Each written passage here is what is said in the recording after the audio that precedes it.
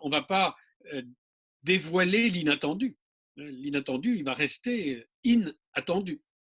Et donc, il faut simplement se mettre en condition, comme le surfeur sur la vague, pour essayer euh, de prendre la force et l'énergie de la vague et s'en servir pour avancer et puis pour gagner contre la vague. Ce qui nous donne les moyens d'avancer, c'est ce que j'appelle l'allégeance rebelle. L'allégeance rebelle, ça veut dire que on est bien obligé de faire allégeance alors au réchauffement climatique, au Covid aujourd'hui, au fric parce qu'on a besoin d'argent, etc. Mais à l'intérieur de ce système obligé, on voit de plus en plus de gens se rebeller, on voit de plus en plus de gens protester, s'indigner, vouloir bouger, vouloir faire bouger les choses. Donc ça, moi, je trouve ça euh, intéressant. Alors, on ne va pas dire l'avenir, mais on va se préparer à des tas d'avenirs possibles. On est en train de se préparer. Alors, dans la mesure où on a envie de l'affronter, parce que comme tu disais très justement au début, il y a des tas de gens qui vont en prendre plein les yeux et pour qui ça va être extrêmement difficile. Si je suis un peu cynique, je dirais c'est darwinien. Hein, je veux dire, il va y avoir certains qui vont mieux se débrouiller que d'autres, qui vont être plus rusés que d'autres, et qui vont savoir comment passer cette phase de transition actuelle. Je travaille depuis longtemps sur un mythe qui m'intéresse beaucoup, qui est le mythe du fripon divin. Le fripon divin, c'est un petit personnage que l'on retrouve dans toutes les religions, dans toutes les cultures, et qui est celui qui est là, qui est l'empêcheur de tourner en rond. Il trompe les gens, c'est un peu le clown, c'est le bouffon du roi, etc.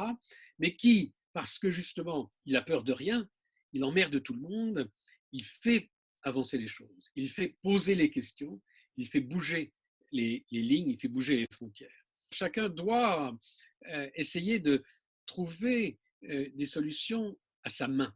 Ce qui est très injuste, parce qu'il y a des gens qui ont beaucoup de difficultés à trouver des solutions à leurs mains et à pouvoir s'en sortir.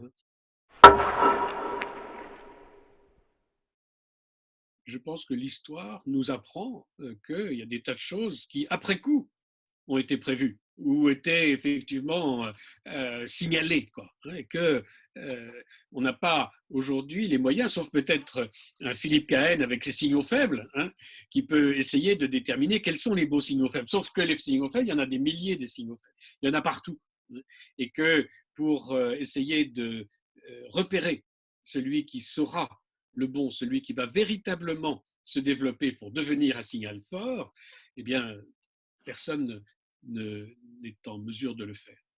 Ce que je pense, c'est que c'est peut-être ça la qualité même ontologique de l'existence. C'est justement de ne pas savoir.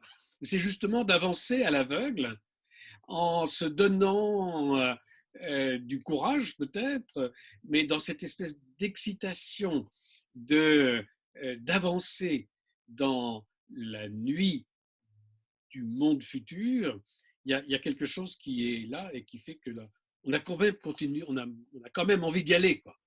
Ça, je trouve ça assez formidable, quoi. Je trouve ça assez excitant finalement. Il y a un savoir qui existe. Je pense qu'il y a des tas de gens qui savent, mais qui ne croient pas.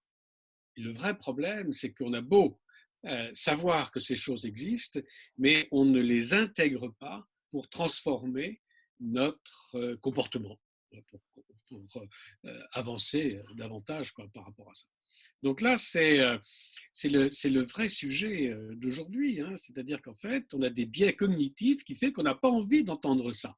On n'a pas envie d'entendre que ça puisse être un problème. On va peut-être même trouver une certaine jouissance à s'écraser dans le mur, hein. Tous ceux qui sont en train d'invectiver, de nous reprocher tout, etc., parce qu'on aurait dû savoir, mais personne n'est même encore aujourd'hui suffisamment en pouvoir avec les manettes du monde pour pouvoir changer les choses.